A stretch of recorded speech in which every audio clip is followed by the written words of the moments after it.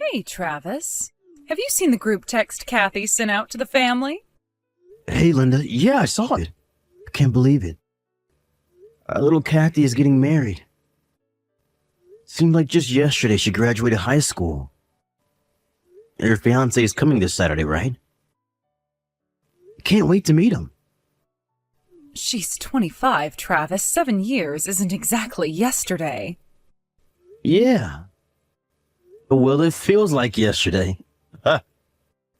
It's just crazy to think that when we first got married, she was only 5 years old.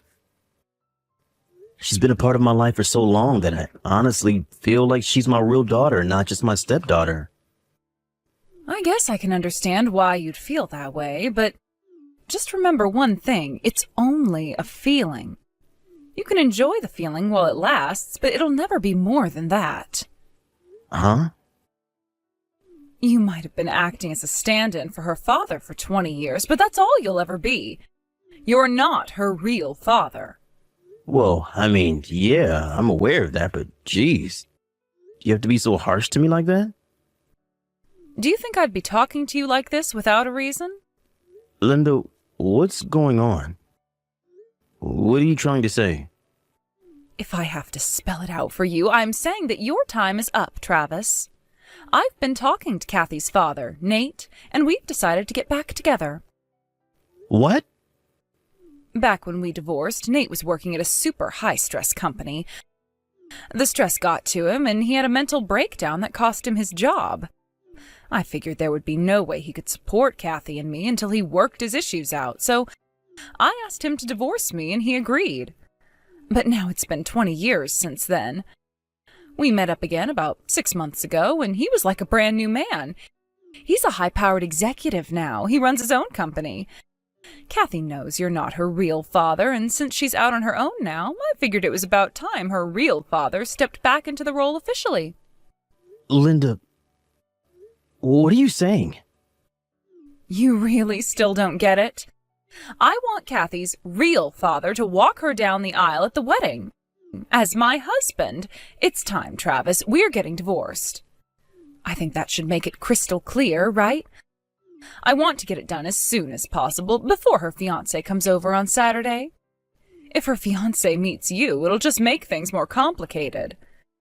Since I'll be married to Nate by the wedding, that means the groom and his family will start asking questions like, "Wait, so which one is her father?" or something. That's an awkward conversation I would really prefer to avoid. You seem like you've worked this all out for yourself in your head. But have you thought to ask Kathy what she thinks? She's my daughter, Travis. I don't need to hear it from her mouth to know what she's thinking. I see. Fine then. We'll get divorced. On one condition. First, you have to talk to Kathy directly, in person, and see how she feels about everything. I told you I don't need to ask her. Of course she's going to choose her real father. God, were you always this much of a whiny loser? I'm starting to wish I had made this move sooner. Just do everyone a favor and never talk to Kathy again, okay? I've made up my mind. I'm talking to Kathy first before making any decisions.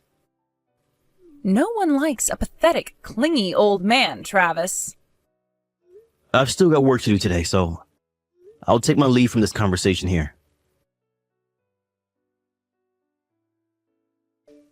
Hey, Kathy. I saw the group text you sent out. Hey, Dad. I'm so happy to hear that Mitch finally proposed to you. I know how strongly you felt about him for some time now. Congratulations. Finally is right. He said he was able to pay back the last of his student loans, so he thought now was the time. Wow, all paid off already? That guy is a real hard worker. He's a keeper, Kathy. You take care of him, you hear? Oh, I plan on it. By the way... What is it? How are you doing after... well, you know. Ah, that. Yeah, your mom dropped that thermonuclear warhead on me while I was on my lunch break today. Apparently her and Nate are getting back together, so she wants me out of the picture. Yeah, that's my understanding too. Seriously, how can she do a thing like this? I was so shocked when she told me what was going on that I couldn't speak. I couldn't cry. I could barely even move. And then she told me I don't need to worry about you because since Nate's some big shot businessman, she can leave you all the assets in the divorce. Oh, wow. I'm touched that she's going out of her way to be so considerate to me. She's so generous. A regular Mother Teresa. Did she tell you anything else? She said she wants to get the divorce settled by Saturday so she can introduce Nate as your father when Mitch comes over this weekend. Saturday? Isn't that just a teensy bit soon? Her plan is to have Nate walk you down the aisle at your wedding and have him at the family table as her husband. She said she wants to avoid having any awkward conversation with Mitch's family, so she only wants them to ever meet Nate. What? No, not a chance. That is not happening. Absolutely not. I mean, sure, he may be my biological dad, but he hasn't been any part of my life in 20 years. I barely even met him. I thought you'd feel that way, but your mother seems to have it in her head that you'd have the same position as her in all of this. It looks like her assumption missed the mark a bit. Seriously?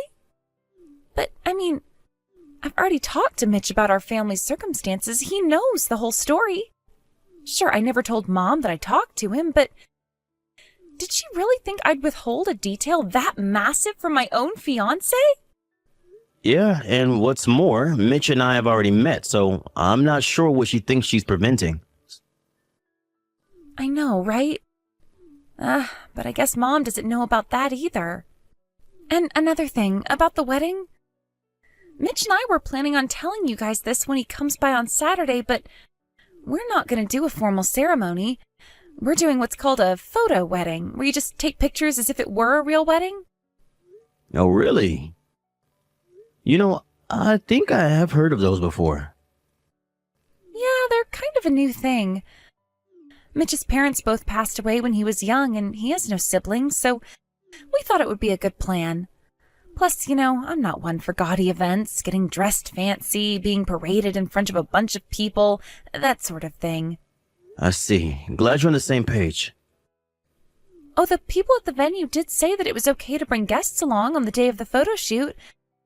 I'm going to send you an invitation to that, so be sure to save the date, okay? Gotcha. I'll be sure to set it aside. That leaves one problem, though. Mom. Yeah, that's kind of a big problem.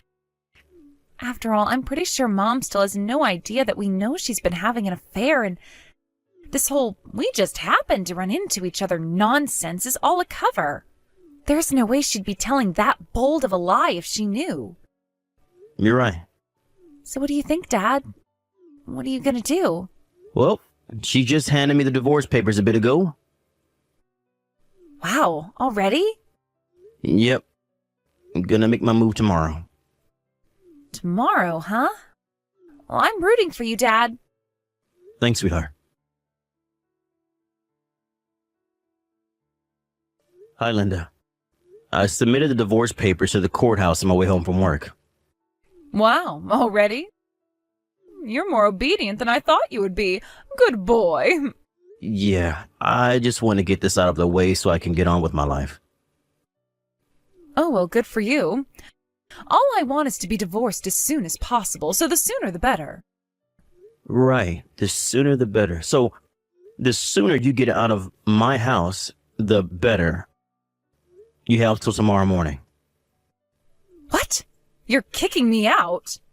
The house is in my name. Oh, well, I guess you're right. Don't tell me. You haven't made new living arrangements yet? You're not stupid enough to throw a stack of divorce papers at me without having a plan for what you're going to do after a divorce is finalized, are you? Of course not. I just, was caught off guard by the fact that you got the divorce papers submitted so soon, that's all. I'll start packing up my stuff tomorrow morning. No, didn't you hear me? I told you that you're going to be out of my house by tomorrow morning. You're only giving me till morning? I'll be staying at my friend's place tonight, so get your things in order and get the hell out. I'm gonna come by the house at 9 a.m. tomorrow morning. You had better be gone by then. Come on, by 9 a.m.? I'm gonna have to stay up all night in order to get all my stuff packed and move out in time. I don't care what you have to do. Get it done. It was you who told me you wanted to get divorced as soon as possible, and I gave you what you wanted. We're divorced. That's my house you're in, and I want you out by tomorrow morning. Fine, jeez. I'll do it. Just get off my back. Hey, Travis, just letting you know I finished moving my stuff out just now. Good. Thanks for letting me know. If you don't mind, can I ask you something? Make it quick. Kathy hasn't been answering any of my calls or texts since last night. Do you know anything? Has she spoken to you at all? No, I didn't message Kathy at all yesterday. Oh. Okay. Is that all you wanted? Can I go now? Yeah, sure, whatever. Great. Now that that's settled, I no longer have any reason to communicate directly with you in the future. If you need anything from me, you'll have to do it through my attorney. You still have his card, don't you? Yeah, I got it.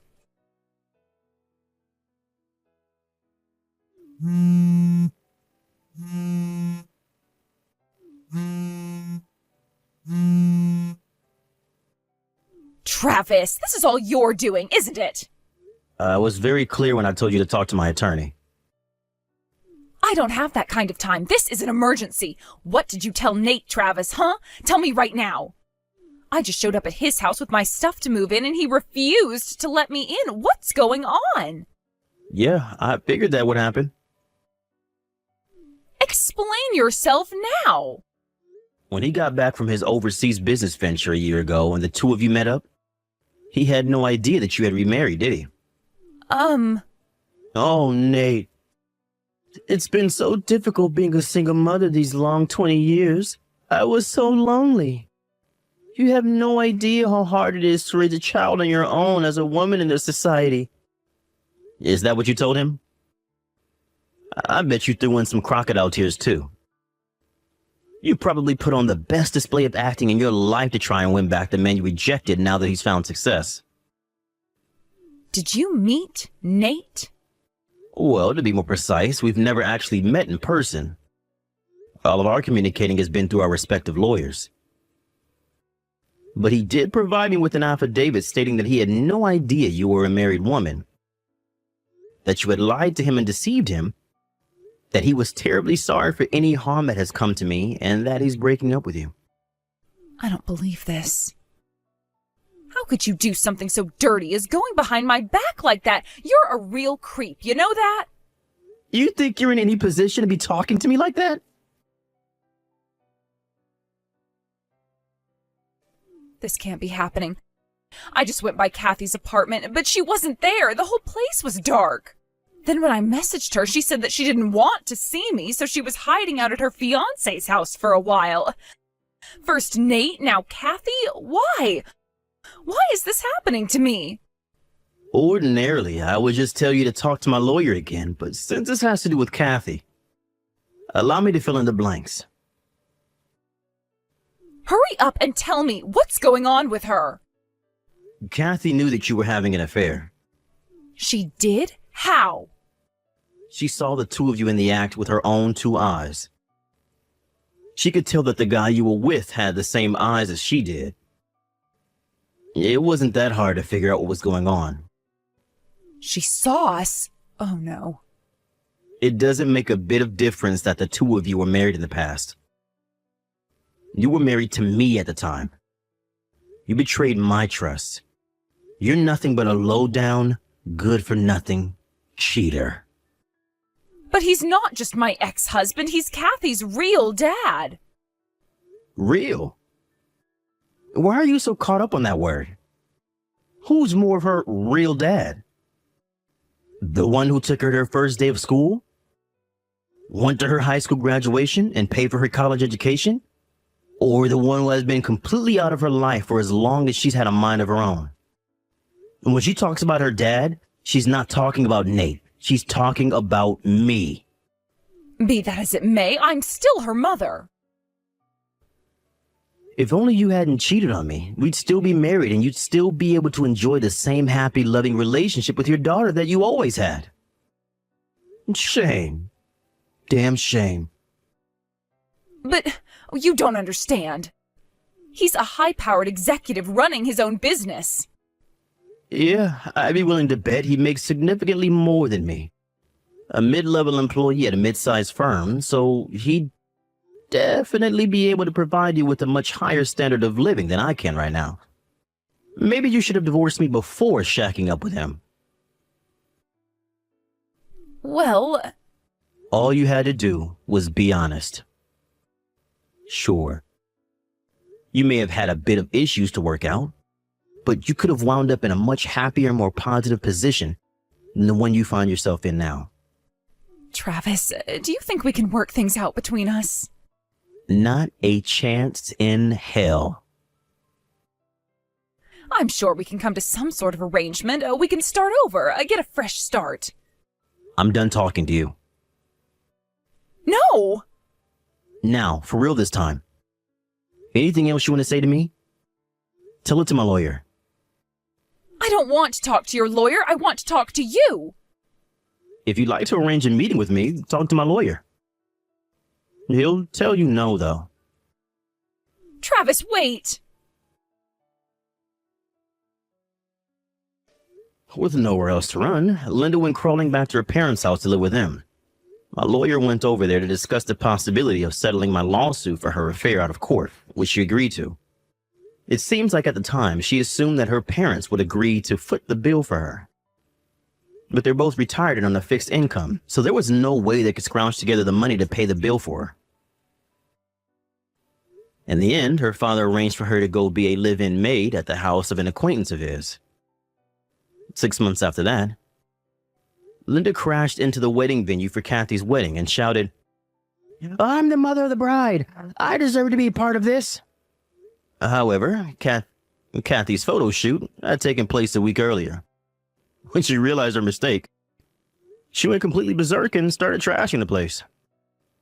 Which means that now she has 2 lawsuit debts she needs to work off. Thanks to her escapades, the guy who hired her decided he didn't want anything to do with her, so he fired her and kicked her out onto the street.